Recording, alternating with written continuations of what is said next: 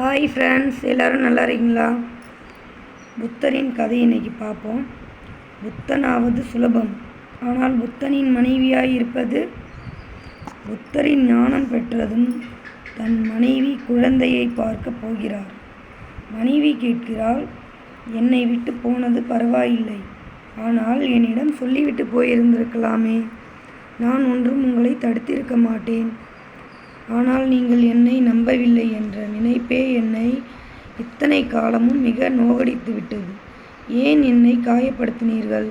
புத்தர் அவளிடம் மன்னிப்பு கேட்டுவிட்டு தான் பயந்தது அவளை அல்ல, தன்னைத்தான் என்கிறார்.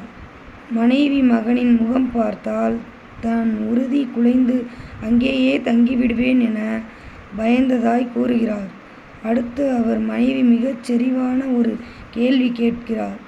அது இதுதான், நீங்கள் இந்த அரண்மனையை விட்டு போகாமல் இங்கேயே தங்கியிருந்தால் ஞானம் பெற்றிருக்க முடியாதா? புத்தர் சொல்கிறார், தாராளமாக.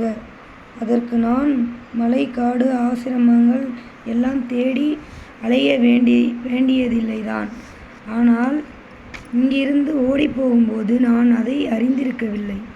எங்கிருந்தாலும் எனக்கு இந்த ஞானம் கிடைத்திருக்கும். இடம் பொருட்டே அல்ல. புத்தரின் வாழ்க்கையை போற்றும் யாரும் அவரின் மனைவி யசோதாவை பற்றி பேசுவதில்லை.